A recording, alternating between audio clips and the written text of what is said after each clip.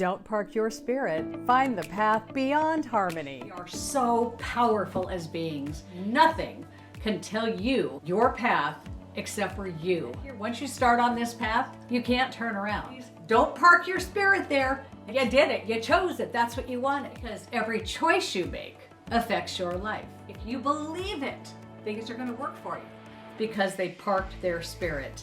Wherever you go, there you are.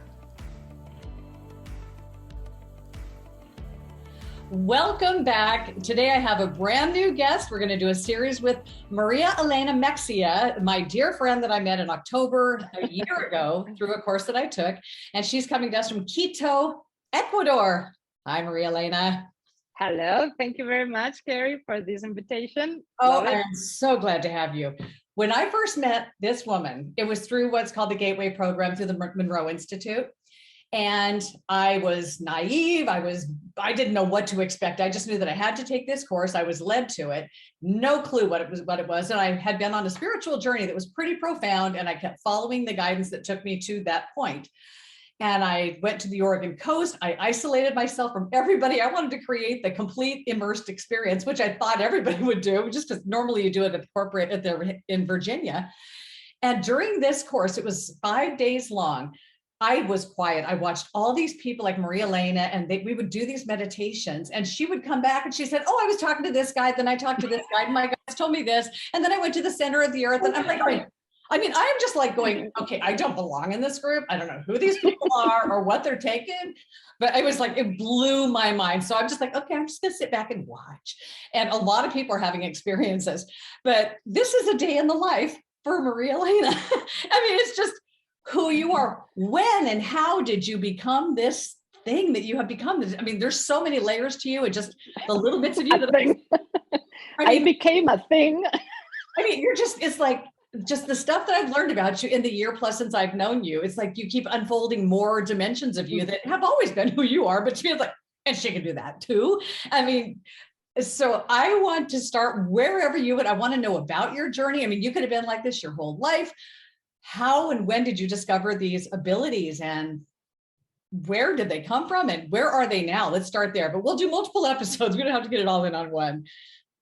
Well, it just came little by little. I didn't even know that I could have, like beautiful stuff like channeling, remote viewing, things like that. I didn't even know it existed, or like being a healer. I'm also a healer, like energy healer, holistic healer. Right. Actually, I was an opera director. So I come from the theater, the opera. So I've been, for 25 years working in Italy. I'm from Madrid. Actually, I'm Spanish, from Madrid. And I was living in Germany for some time in my youth, and then I went to live to Milan.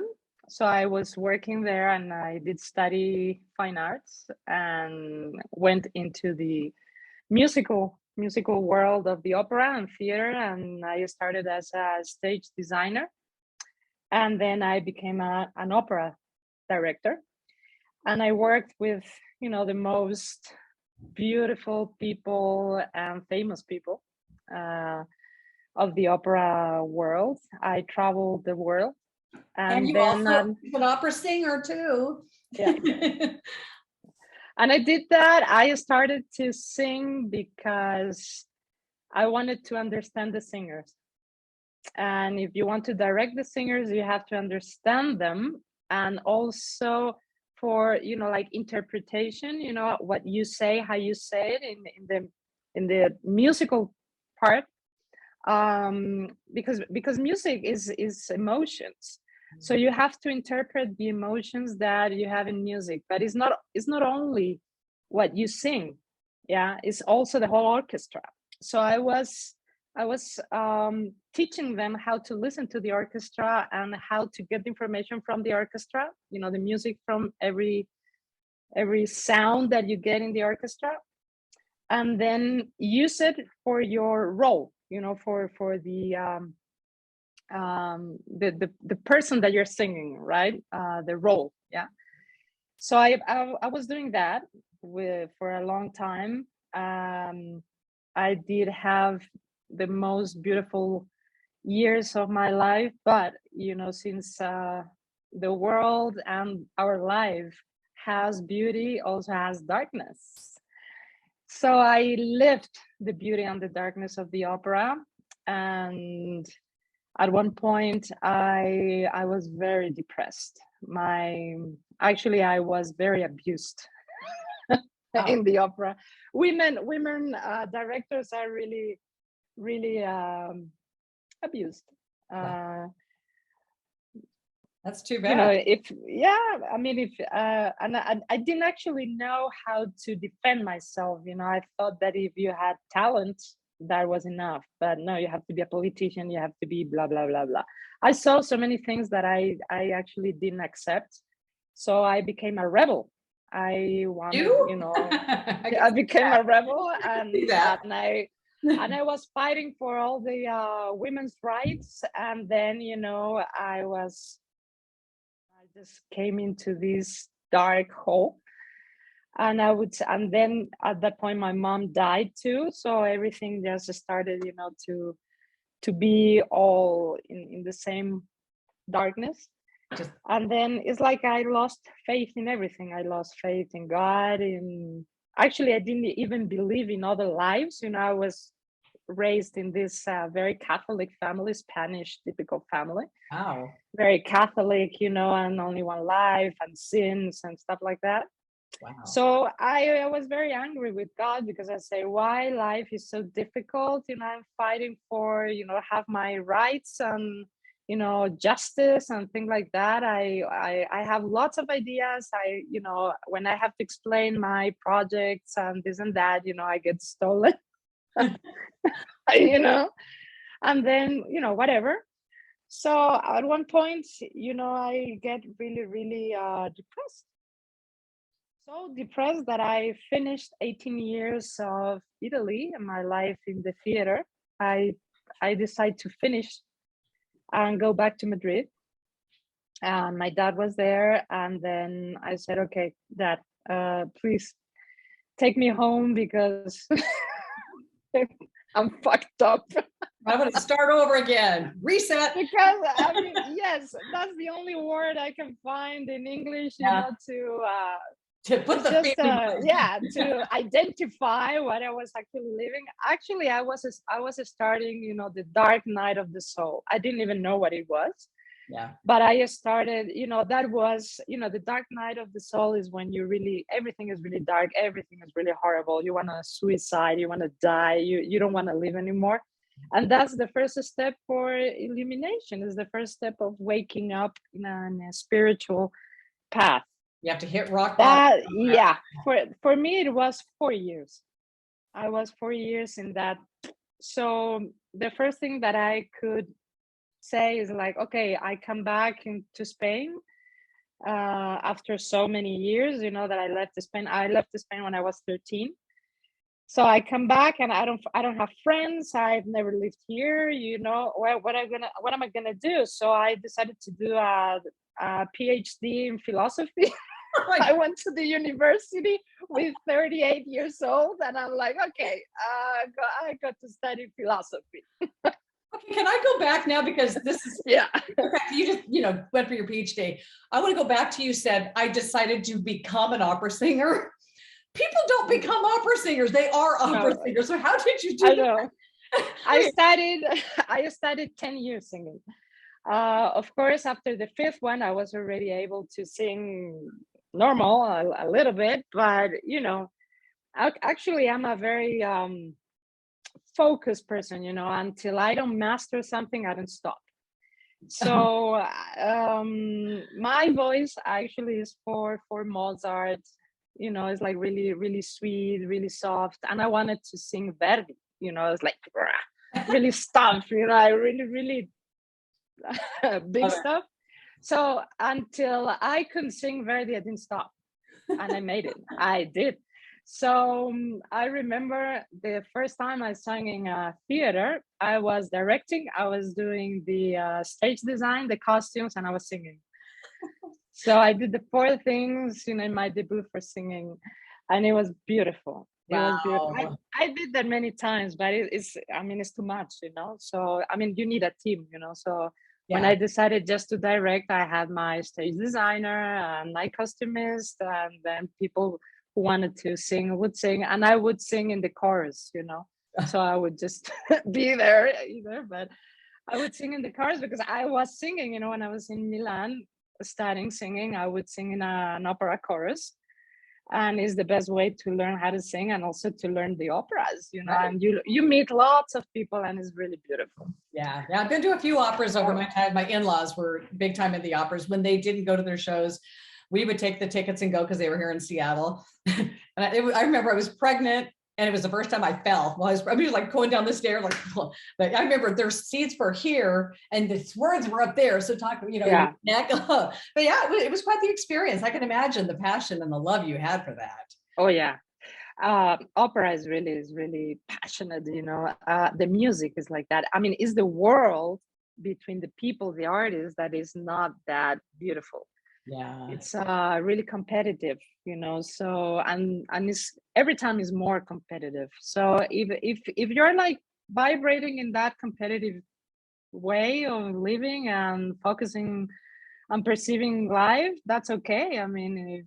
But everybody, is like with psychologists and psychiatrists, and everybody's like really having a hard time, to keep up with that. And not everybody can make it, because it's really tough. And if you have family and stuff like that, at one point it's really tough. It's a very solitude, for people. Yeah. But anyway, I did get the best out of it after some time, of course. And I did learn a lot about life. I think I lived the worst of myself, so now I can live the best of myself. Right. So now we went to get a PhD. So go on with that. I had to go back to that question. Yeah. So when I went back to Madrid, and then I went to the university to do this master and the PhD, and then I realized that nobody. The guys that were studying with me, I was the only one attending to class. I'm like, what is this? I'm the only one, and I was talking to the teachers. And I'm like, do people come to class? Everybody's in the bar, man. And he's like, okay, we're not gonna do class because it's only you. And I'm like, okay. This is a PhD. Okay, it's cool. One-on-one with the professor. Who doesn't want that? And then, at one point I'm like, what is this all about? Philosophy, I never studied philosophy in my life, So they were talking about these things, these guys, talking about, life, death, and this and that, and I'm like, it's so easy to decide this and that. Why all this stuff? So I had this friend, he's like a little brother for me, and he was studying philosophy as the whole university, and he was doing his PhD. And I said, hey, I have to do this thesis I was doing about Second Life, about the remember that like 10 years ago there was this game, I think there's still exists, it's called Second Life, which is about the avatar. You use an avatar, to make a life. Okay. And of course, Second Life, it was really cool, like 10 years ago or like 15 years, maybe 15 I've never years. heard of it. I'm gonna look that up. 15 years ago, man. Yeah, so you use this avatar, and there's this whole world, and it works like this world, but in a better way. So you have like a second opportunity to have a life. And everybody, was like expending the whole day into this thing, so it was actually a game that they were like inventing the future, right? Was it so many things? Is it virtual? Virtual, yeah, totally virtual. It was so cool. So everybody, everybody in the game was looking beautiful. My avatar was a beautiful, but it was the best personification of Maria Elena in Yeah, that it's like time. really everything about her. Yeah. Yeah, and then for example, my sister, I told her, you should play with this, so because I have to make a thesis about the personalities using an avatar and stuff like that. So I asked my friend, can you please help me, because this is my conclusion, and my conclusion was like a healer, right? But I didn't know I was a healer by then. And this is my conclusion, but I need, I need to uh, put some stuffing inside, but I don't know the stuffing. And he's like, oh, okay, I'll do it for you. And like in 2 hours, he wrote like 70 pages about the history of philosophy, and I read, and I'm like, what is this? And he's like, in the university, it's like that, copy paste, copy paste, copy paste, and you just put bibliography, blah, blah, blah, blah, blah. The only thing that counts and matters is your conclusion, and you already have it, so the first and the second part is like blah, blah. The blah, blah, I do it for you. And I'm like, okay. So I got an A+. Yeah, and you showed up to class too. I got an A+, and I said, okay. A plus, not just an A, but a plus. Wow. My conclusion is that universities are blah, blah, blah, blah, blah. And at one point you get people like Bruce Lipton, that they have their conclusion and they just go out of the university because they have the little conclusion that is just different, Wow. Yeah. So it was really cool because actually nobody cared about the avatar, how the personality changes through an avatar. And I did it like 15 years ago. And now that conclusion is the reality. Wow. Yeah. You lived it. You started living it. Yeah. And after that I became a therapist, because I was actually in that period, I was living my dark night of the soul. And I started to do some Reiki.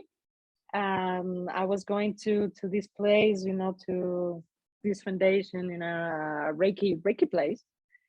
And at one point, I was used as a director, I was used to going to a theater, and everybody, would like treat you different because you're the director. And of course, you have to be really careful with what you say, how you say, and of course, people is killing you from the back all the time. So actually, you are like living in this strange reality. People like everybody's friends with you, everybody love you, and then you turn around and they because you're the director, right? And then of course you are the boss of a whole theater, right? So I was used to the different personalities. So I go to this Reiki place, and everybody's nice, everybody's beautiful, and everybody is like treating me with no filters. And I'm like, not familiar with this. No, I was not familiar with that, because also my personality changed a lot as a director. Of course, I was very egocentric, I was very me. I was a pain in the ass. I don't think I was very nice, even though I was a nice person. I was born as a nice person, but then, the role will change you. I mean, I need to have my daughter. Yes. My daughter is finishing her last semester of college, and she's going to Hollywood to be a director. She's like a really sweet thing. I'm like, ooh, and I've told her, like, you got so much ego. I mean, anyway, she's gonna have to watch. Yeah, this. Actually, you need it. You need it, otherwise it's impossible to work there. Have to be tough. You need a tough ego, and then you need to think that you are the best, and that you're lovely, and that you're crazy, and whatever. Wow. But it's actually it was very tough. It was very tough. And then I go to this place, and everybody's like beautiful, and nobody cares who you are. And I'm like, where am I? I love this place. I don't want to go home. I want to stay here. People is beautiful. So I mean, for me, it was a shock, because I didn't think people was beautiful. You know what I mean? I lost it. Yeah, I forgot about it. It's like I forgot it. Your reality became something completely unlike anything that you've ever. Yeah, it was just you stepped into that lens, and that's how you viewed your life until you then woke up and found Reiki. Yeah, I mean, for me, living in Italy was survival mode at one point, So even though Italy is a beautiful place, there's beautiful people too, but my reality where it was survival mode, Yeah. Yeah. So I started to do some Reiki, and I started to have changes. I remember once the first time I do a meditation because they were talking about you have to stay to do a meditation. And I was like, oh no, come on, meditation. So the first time I got to the meditation, I started listening to the music, and of course, my mind was the musician brain. Right. So and the the person talking, and then all these the instruments and stuff. So I start seeing the score. Like this is happening. Oh, I wow. start seeing the score. And the guy next to me like breathing, and then breathing. Oh my goodness. And I couldn't focus on anything. I was analyzing, so there in that day, I discovered, it's like I realized that I was analytic 100%, that I couldn't do anything with energy because I was analytic. Wow. So the score was there, like, and then the dolphin, and then, like, oh my goodness. And I'm like, so I was, at one point, in the meditation, I opened my eyes and everybody was like that. And I was like, this is so boring. I mean, what's happening here? I mean, this is so boring. And then my master, the Reiki master, he comes to me and he looks at me and he starts like, like he was looking at my energy field, of course. And I could see that his eyes were like going through me. And then at one point he goes to my third chakra, here in this. Yep. Yeah. And then he goes like this, and he's like, oh, you have lots of frustration. And he just went like this. And I went like, I started to cry. And he's like, you need lots of meditation and Reiki, right? And I'm like, yeah, meditation, what meditation? I mean, I see scores. I'm creating a musical here. I mean, this guy is, I mean, I mean, I like quiet, right? I mean, this guy, he's breathing like that, and it annoys me. And the other one is like that, and you're talking about dolphins, and I cannot see a dolphin. What is this? What's a chakra? They were talking about chakras, and I'm like, what is a chakra? I didn't know anything. You're like, that was me 5 years ago.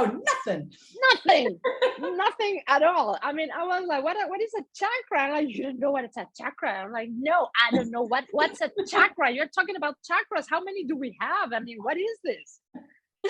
So I mean, that was my first years, so of course okay. Dying to know how this and we were putting the hands on top of it, and I didn't feel anything. I'm like, what are you guys feeling? Oh, this is, and everybody was like this, and I'm like, I don't feel anything, you guys. I mean, are you really happening something here? So that was first level. And then the first level, nothing happened to me, so I'm like, okay, should I do the second level? So I was starting doing the second level, and then when I was in the second level, I came to Ecuador, to Quito, to do an opera. And then at one point, I see people here, and I'm like, people here live. I mean, they laugh, they live, they work, they do things. It's like,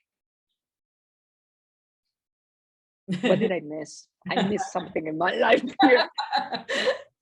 And I was shocked. I'm like, I felt like I need tea, with like a gray, okay, no feelings, no nothing. Right. I'm like, okay, I think I have to change. I think I need a break. Wow. So I started, to do second level, third level. In the third level, I decided to become a professional Reiki healer. So I did all the masteries. I did like different masteries. When I was doing the third level, one day I was reading this book about Reiki. Well, there's like 1,000 books about Reiki. I was reading already 100 about them. I love reading, by the way. And then one day I get one beautiful book. Wait, I get this book. Okay. Johnny the Carly. okay, this is the guy. And I started to read this book, and I didn't stop until I finished it. So I read it in one day.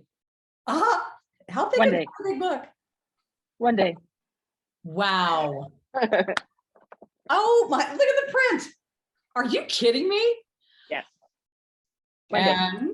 Okay. So when I finished, I just closed the book and I said, I think I know what I'm going to do in my life. I want to be a Reiki master. So when I was in the third level, he came to teach us one of the different kinds of Reiki. Well, the original Reiki, Gendai Reiki. That's the original, very Japanese original. Oh. He came to teach Gendai. So I come with my book like this because this book, one day. yeah, this book changed my. I mean, thanks to this book, I became all of this. Yeah. Yeah, book for me too. It was a book. It was a book for me too. This is the book that changed my life. So I come with my book and I saw Johnny. He looked at me and he's like, "What's your name?" And I'm like, "Maria Elena." And he's like, he looks at me, of course, like he didn't look at me. He didn't look at me. He looked at all of you. Yeah. Yeah. And I'm like, okay. And he's like, Mexico? I'm like, no, I'm from Madrid. And he's like, your energy is Mexican. And I'm like, well, my mom was from Mexico. My mother's family is from Mexico, but you know, my mom was born in Los Angeles, but all my family was living there. But yeah, my origins are from Mexico. My dad is Spanish and my mom from Mexico. And he's like, yeah, but your energy is Latin, you know? Like, okay. And I'm like, well, I must say, yeah, I think you're right, because I don't really feel Spanish. You know, I kind of don't feel Spanish. And he looks at me and he's like, yeah, you would be better in South America. And look where I am. Wow. So this guy that wrote the book told you this. Oh yeah. Well, this guy, I mean, the best things that happened to me in Reiki happened with him. So wow. we were doing Gendai. For me, Reiki, I did all these masters, of course. But the way he teaches Reiki is the very original, the very, very, very Japanese. So he did study for 10 years the origins of the true Reiki, and he's teaching that one. And for me, that was Reiki. So when I started to do that kind of focusing on the energy, I started to have, not feel, because I was feeling a little bit, but I started to have eyes in my hands. Wow. Yeah. And then, you know, he changed my life, of course. Became friends because I really admire him. I still admire him. I think he's one of my teachers, you know, one of my beloved teachers, right? And then he came the next year to do Karuna Reiki, which is just symbols and singing, Reiki with singing. And I remember we were doing the class, and I started to feel horrible, of course, in this point. Yes. The frustration point. And then, you know, I was starting to feel horrible. And I went to him and I'm like, I don't really feel good. I'm going out of the class. And he's like, no, you're coming here, and I'm like doing some session to you. So he put me into these little beds, right? And he just started to go like this and singing, and I could feel fire in my tummy. And I was going like this with my hands saying like, go away. And he wouldn't do it, you know? And then at one point, I just came out of my body. Wait. That was your first out of body experience? Okay. This guy knows how to make things happen. It was harmful. It was very harmful. I mean, my plexus was fire. I couldn't hold it, you know. I was, you know, like going like this, you know, and I'm like, please go away, this is hurting. And he's like, no. And he was like singing, you know, and you know, he was like this, he's used to do Reiki to lamas and people like that, which, I mean, people that really have really high vibes, energy. And he was like, "Bleh," and then at one point I popped out of my body and I saw a grid all around me. And I'm like, what is this grid? I didn't know what I was looking. And I saw this grid all over it was my energetic body, right? Right. So I could see this and I was starting floating and I could see light and I could see like really like Pulsation. no, like shit, I could see like clouds of I don't know what, Wow. frustration and fears and everything that it was in my energetic body. Okay, so I could see that, and at one point I fainted, and out of body, you fainted? I fainted. Oh my God. Okay. And then I became pale. I mean, this is what the people was watching, because he was doing my session while everybody was like practicing, but at one point nobody practiced because they saw me like shouting and fighting against Johnny. And at one point I fainted, and everybody was really scared because I became pale, completely white. I completely boom. Like you killed her. You killed me. You killed me. With Reiki. You killed her with a healing power of Reiki. Totally. And then so when I came back, I said I had a strange experience, so he explained me that was, the energetic body. What I saw was, the field of, all the light, all the rivers of light that he would call, the meridians. I saw everything, but I also saw where the energy stopped, where the energy was clogged, and the energy was completely, erased. So for me, that was very important because, of course, we're not used to see the invisible. We don't believe because we don't see the invisible. Right.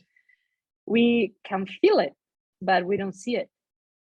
And at one point I saw it. So I said, okay, I mean, he changed my life, actually. So I decided to go all the way. When I was doing that, I also started to have my I was coming back to theater in a way too. So I took some people from the Reiki, my Reiki lads that were doing things with me, psychologists and people, some of them were actors. So I took them, I made a little group, to make some experiments. And I said, okay, I want to do some experiments about how the voice and how the body works. Let's do something, So I started, for a year to experiment with them. And at the same time, I was working in a hospital, with cancer. Because in Spain, right now, they stopped. But when I was doing this in the hospitals in Spain, they would do some clinic essays and stuff like that with Reiki. Okay, so we could go to the hospitals and do some research, right, with people. So I went to the cancer once, okay, for a year. So I was doing these experiments. It was a year of experiments. And I took some of these guys and I started to develop a method for interpretation for actors and singers. Now it's called Creativando, and I teach that at the Berkeley University. Oh, wow. Here in Quito. Yeah. Girl, your resume must be like a Bible. But it took me some years, huh? Yeah. But anyway, I was I did lots of courses in Spain too, in conservatories and places, and it did work. So I started to do this kind of things with them. And at one point, I was we were rehearsing with everybody, and I started to ask things, like what would happen.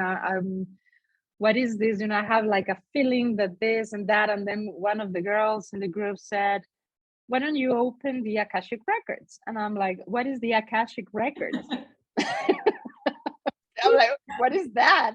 Yeah. She's like, is this and that? You know, is this a library of, you know, of energy where everything is written, and all your questions are going to be answered by that. It was like, I can get a book, I can check this like, in the library, and what is this? I mean, are you really? I mean, is this bullshit? And they're like, no, you should ask this person that she's teaching, you know, in the place where we were doing Reiki. And I'm like, oh, okay, I'm gonna ask her. So I asked her, you know, what is this about the Akashic Records? Can you come and please channel my questions about my method? So she came, and, you know, we were like rehearsing, and then I saw her, you know, like blah, blah, blah, blah, like, you know, like she was, you know, she had this recorder, and she was like, and I was like, I'm like, I mean, what is this? I mean, this is all blah, blah, blah, you know? I mean, I couldn't believe anything. So, you know, at one point I'm like, okay, what do you get as an information? And she started, you know, to say things, you know, about me, my life, and what I was. I just thought about it, and I had the whole thing in my mind, but I never said anything. And then, you know, and she started to talk about my method, and I'm like, and how do you get that information? She's like, channeling from the Akashic Records, and I'm like, how do you do that? I want to do that. I'll have what you got. I'm like, channeling? What channeling? So I do, you know, I mean, for me, everything was blah, blah, blah. You know, I was a person, you know, a city person, you know, doing analytic things, you know, like reading scores, and that's it. Wow. Then, you know, I go to one of her courses to do, you know, the first level of Akashic Records, and, you know, she finishes the whole thing, and then we have to practice, and I see everybody writing, and I'm like, I don't feel anything. I don't feel anything. I don't receive anything. What is this? This is I mean, if I have to like invent something, I'm gonna invent something, but I mean, I don't receive anything. And everybody, you know, was like writing beautiful stuff, and I'm like, I don't receive anything. And my teacher, she's like, I mean, you have a block this big here, you know. There's no way you can receive anything. You have to work jackhammer to knock that thing out. How do I do that? How do I get rid of this? And she's like, well, open every day and do this exercises, meditate. I'm like, meditate? I cannot meditate. I see scores. I don't meditate because I see scores. So no meditation. So I was doing Reiki. I was doing many things, and I didn't channel anything, of course. But, you know, I'm a very persistent person. I would do my homework every day, even though I didn't receive anything, but I would do my homework. And then one day I was doing my method. The first time I was doing a method, I went to Barcelona, and I had all these opera singers, you know, doing the chorus. And I asked some therapists, you know, like Reiki masters, to help me in my experiment. And these guys, beautiful guys, they all told me, yes, we believe in your experiment. We're going to help you. So they all came. So at one point, I said, okay, I'm going to do a meditation. I'm going to channel a meditation. And they weren't, you know, they organized themselves, you know, to receive the meditation. And I'm like, I'm going to open, you know, the Akashic Records and see what comes out. And actually I started, you know, of course I didn't believe that anything was gonna happen, you know, so I already have, you know, like a script, you know, to follow of everything that I heard in my Reiki classes. And, you know, by the way, in those Reiki classes, we used to listen to Hemi sing. So there I discovered Hemi sing. Wow. Yeah. Oh my goodness. I discovered Hemi sing in my Reiki therapist course. Wow. So everything is, you know, linked. Yep. So I was doing this meditation, and I opened, you know, the channel for the Akashic Records, and then at one point I started to hear this voice, and, you know, I started, you know, to go like, what is this? And I just started, to guide them into this beautiful cosmic thing. And everybody, was like levitating, and everybody was like, everybody had a wonderful experience. And of course, myself, I was like, I didn't invent this. I didn't do. I mean, I didn't make this up. I heard a voice. It was a Pleiadian. Wow. It was the first time I channeled a Pleiadian, and it was magical. So I called my friend, my teacher, and I said, look, this happened to me. And she's like, oh, you were channeling. And I'm like, all of a sudden, I was channeling all of a sudden. Wow. Oh my God. Yeah. The first time I channeled something where I realized that I was channeling. So at one point, one of my other teachers, Reiki teacher, we became very good friends, and she's like, I need you to channel me something with a boyfriend. I'm like, I don't channel anything, by the way. She's like, please, I need you. I don't channel. And she's like, please. And I'm like, okay, I get this. I get gin tonic. I get this, and I get that. Only 3 words. And she's like, I needed to know that. Yes, this. And I'm like, is that channeling? Gin tonic, this and that? And she's like, yeah. That's all I needed to know. And I'm like, this might work. So of course I started to look for something to get rid of my blocks, my blockades. And so I started, to look for courses. Of course I did, the channeling Akashic record, but I didn't really believe in that, because I didn't really feel that I was like getting rid of stuff. Right. I'm more mental. Yeah. I was more mental. So I needed to know exactly what, where, how. That's the analytical side of you. Yes. I needed to know everything. I needed to know where it was, why it was, what was the origin. I needed to know anything. Everything I needed to know. So I was looking, for courses, and I got, at one point I get one in Barcelona. Was the first time that it was done with David Topi. I was Akashic healing. It was the first time he would do it, with lots of like very for mental people, with things like this. Pendulums. Right. And when I discovered the pendulum, I'm like, okay, this guy is one of my guys. So I did that course, and that course changed my life, because that was the basis of my work. So I could see through that work that I could channel through the Akashic records, but I would get very, very specific stuff, like very scientific way of getting the information. Otherwise it was like a lecture, it's like you close your eyes and I see this, and you just give a message. But you give a message, but where's the healing? So my questions in all those 4 or 5 years of training, it was, okay, beautiful, but I still have a problem. Lots of Reiki, I still have a problem. How do I get rid of the problem? So all my training was, I still have the problem. How do I get rid of the problem? So when I found out this Akashic healing, a whole world opened to me, because it was a basis, after, I developed my way. So I developed my way. Oh. I developed my way. I did a whole PhD of my own method.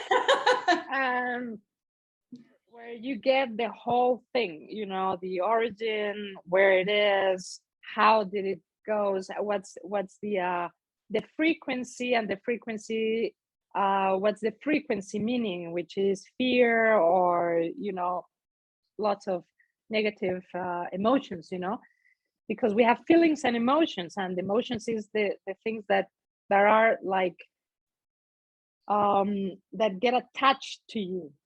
So when something is attached to you, is nothing good. Okay. Like a barnacle. yeah, it's nothing good. And then when it's really, really into your cells, then it's a very negative frequency. So that those are emotions that really are inside you, inside your tissues, you know, inside your not even as an imprint, you know, in your whole light body. Right. So I started, you know, to have all my questions answered, and I started to have a huge feeling. I mean, it was from here like this, you know, boom, 360 degrees difference. And then from there, I started to channel, but to channel, you know, really clear, loud and clear, and very specific. So thanks to that channeling, I could get more information, more advanced information, of course. And I started to do my own method. So actually, this is, I have all my walls written, but those are maps, 3 maps with lots of formulas. So that actually, it's the map of, I mean, those are the maps. And with those maps, I can get the whole map of your soul and see all your blockades and see actually, not actually the bad stuff, but actually what's the best path for you to follow, you know, to get your wholeness, your consciousness, and little by little get little pieces here and there. We get our soul fragmented, you know, in this life of lives, Right. and then you just get everything. But actually, I did study a lot of methods in those. I mean, it's already like 16 years I'm into this, and every day is a discovery. It's a discovery and enlightenment and a discovery of everything. So actually, theater became less. Actually, I discovered that the best theater is the talking theater, because you discover who you are actually through theater, and of course the topics that you can, you know, you can show in a show, in a theater show. It's you can actually move lots of energy there. And I did lots of monologues, and you know, I've been working with singers and actors, you know, using the energy, and they change so much. It's like wow. And it's a beautiful way um of treating people, you know. Usually actors and singers are really fragile people, you know. They have lots of things going on, Yeah. and through acting they get rid of lots of things. But when you know how to improve yourself through your energy and through your own sound. Yeah. Yeah, I mean, your own sound is actually the most healing thing. It's like for cats purring, you know, cats purr, Right. and that's healing. It's a frequency, you know. For them is like repairing everything, you know. They get rid of, you know, all that negativity. Right. You know, through purring, they just go again into the vortex, you know, into the axis, and they repair everything. And you know, by repairing, they rejuvenate all the cells. So yeah, we don't purr, but we can do it. Yeah. So you know, the Tibetan monks and all these Oriental people that they Yeah. they sing Yeah. like that. That's like purring. That's really healing. That's really healing, because all the frequencies, they open, you know, they open channels, you know, like psychic channels. And it also actually it's like bringing the whole universe into your own light, you know. Just So raising the energy. Yeah. Just when I went to Monroe when I actually went to Monroe Institute in September, and you know, it's like we had to do these group whoa, you know, and it's like you do raise the vibration. It definitely yes, lifts you you definitely up. do. Yeah. Definitely Feel it. I mean, singing it's a way of healing, you know. This is why, like in opera, When you sing an opera, I mean, actually your vibration goes really high. You know, you are like really hyper, and you're like, woo, you know, the energy is really strong. But there's a difference also when you sing with your mind or with your soul. You can tell. I can tell. I'm trained, you know, with my ear. I have a special something in my ear that when I listen to somebody talking or singing, I can tell if they're singing from the mind or from the heart, you know. And from the heart, you can sing from the soul. So I can teach how to sing from the soul. And the sound is very different. The sound is very different. So actually, the opera singer usually sings with the mind, because it's very mental. Okay, because the opera, you know, the lyric way of singing is not natural, but some people are born with a natural way of singing that way, right? And you can tell who sings like with the sound of the soul or not, the way of singing, you know. You can tell like boom, you feel it wow. Yeah. And you just go like, you can feel it, it's like like it's coming from a really deeper place than oh yeah. It's magical. Yes. So singing is a magical energy for healing. But actually, what I discovered, you know, in all these years, that when you listen to this kind of singing, or when you do it yourself, you just go to the origin. You just travel to the center of your soul, not heart, the soul. Right. And from the soul, you go back, you know, to the whole cosmos, but you go to the origin of who you are. Is your own origin, because it's like the is the origin. But when you find that vibration in yourself, when you sing, is everything opens up. Time stops, and it's really addictive. Once I was singing, I was doing a concert, and I was singing, and I found that.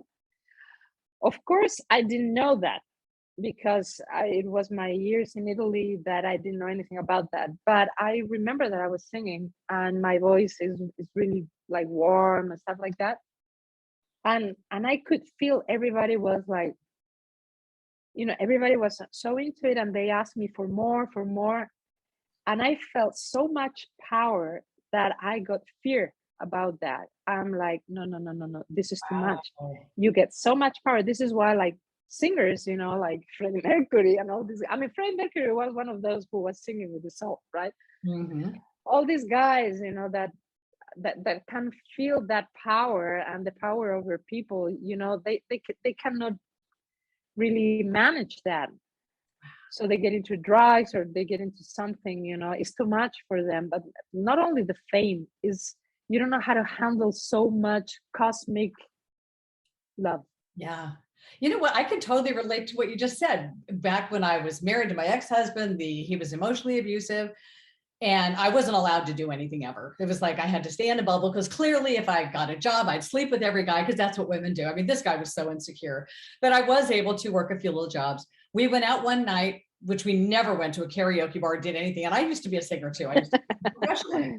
And I was not allowed. I mean, I would not have sang around him. But that night we were at a karaoke bar with his sister and brother-in-law. So I'm like, I'm going to go sing. I put in a request slip, and I went up and I sang, and it just felt so good. People started putting in request slips for songs for me to sing, either with them as duets or individually. I was on the stage all night long. I got home that night, and I was from my soul, because I had not sang in years. And that night when I got home, he said, "Did you have a good time?" I'm like, "Oh my God, it was the best night ever." And he said, "Good." Yeah. Because if you ever sing in public again, we're getting a divorce. I had read 2 books to help. I found books to help get me through there. And I made myself a line in the sand that the next time he threatened me with divorce, I was moving out. I was walking out. And the second he said that, it was like I felt angel wings wrap around me. I felt lighter than a bubble. And I was so calm, and I went to bed knowing full well I was no longer there. The next morning I moved out, and it was like the most calm night I'd ever had. But it was singing. It was singing that, it was like it brought the whole circle together. And I was just from my soul when I was there that night, because I was a damn good singer. I could sing. I had a range, but so I can so relate to that. That is crazy. Time stops. And there you can do magic. Yeah. Nothing magical else stuff. matters. Yeah, yeah. That's one of the energies that you can use, to manifest and to co-create. Is one of those things that you are like so attached, aligned, and like in contact with other intelligences that so powerful. Is so powerful. But you have to forget about your ego in there, Yeah. because actually that energy at one point when you want to realize what it is, your ego comes through. So I mean, your ego, not in a negative way, but of course is there, so you start saying, I'm powerful, I have the power, I can do this, everybody's here, like I'm a god, everybody loves me, everybody likes me, Yeah. Look at me. Look what I can I'm do. perfect, I'm Yeah. somebody, it's really dangerous. Yes. It's really, really dangerous, so the ego comes through, but it's one of the most powerful things. So I think, the llamas have it really controlled because they are like a machine, Right. and Yeah. they can time travel with that. You can time travel. It's like using quartz bowls, like the singing bowls. Mhm. There's one, the big ones, quartz bowls, when you start like singing them, Yeah. like going like this, you can go into this trance, into this altered, high consciousness levels, that you can really time travel, you can OBE, you can do so many things with that frequency. I mean, you can even levitate, like tunnels of everything, I mean, you can levitate a whole city, with sound. So imagine what you can do with sound. Sound is everything. Sound is everything. In sound, you have information. Mhm. Actually, in sound, frequency is all information that where you vibrate, right? But Right. it's all information, and if you're ready for it, you just download it as a code, and you just kind of like boom, everything opens up, and then you just go like, oh, I know something now. Where did it come from? I was ready to get, to download some information and to read it, but understanding it, right? Right. So this is how it works. Actually, we're like radio antennas. Mhm. If you synchronize yourself in a frequency, you just get information. You just start listening, and of course, everybody can do that, but you just have to get trained to understand how it works, but also, to clean up all the channels, because we have channels all over our body. It's not just here. Actually, it's our light body Right. that receives information. It's so fun hearing how you talk about this now, just after hearing your beginning, where you were just like me, like none of this stuff is real. And so Yeah. when did you get rid of the blockage? When did that fade away? The blockage that was holding you back? How did it? No, when, like went when? away? Yeah, it's because it was like it was In still time. there, then it just, Yeah. Little by little, yeah, But way that year actually, I got rid of a lot of it. Not all of it, of course. But actually, my problem, like everybody's or everyone's problem, is not also is not only the blockage. Is the memory that you have, the imprints you have, the memory, but also how you perceive life. right. And if you have your soul fragmented, my soul, I was born with my soul fragmented, so I could never actually had a perception of life of happiness. And through my life, it was always difficult and difficult and difficult and difficult. So when I was 5 years old, what I asked my parents is, I want to go to the conservatory and play the piano. And my parents said, no, nobody plays piano in these families. Why do you want to play piano? You go and dance. And I went to dance, and I didn't like it, of course. And I saw Right. all these girls go like, and I hated all of them. Oh, I would have hated that. I would have hated I hated all of them. that. So I was very angry with everybody. So I went then to Italy, and then after I did my fine arts University, I went to the conservatory and started to play the piano. Of course, I never. I Are you 95 years old? How you get all this in your life? I was never a pianist. I never. I just could, like play some things, to sing, to read a score, but I was never a pianist. I just could play my stuff, right. That I could do, but of course I just didn't even have the time anymore. So that was okay. But yeah, my dream was to become a pianist. Wow. I always did. I was a very good piano player because of, I'm a very, I am a musician. Yeah. So I think in musician terms of perceiving life. Right. I perceive life in sound. I see people as an instrument because I see people first because of the sound of their way of talking, the sound. So I analyze the sound of a person, so I can through your way of talking, I can see where your blockades are. Wow. Well, to not have this go too long, we're going to cut this one in half. So there's going to be a part 2 of my interview with Maria Elena Mexia of Quito, Ecuador. I just love saying Quito, Ecuador. So thank you so much. We're going to come back and see you again.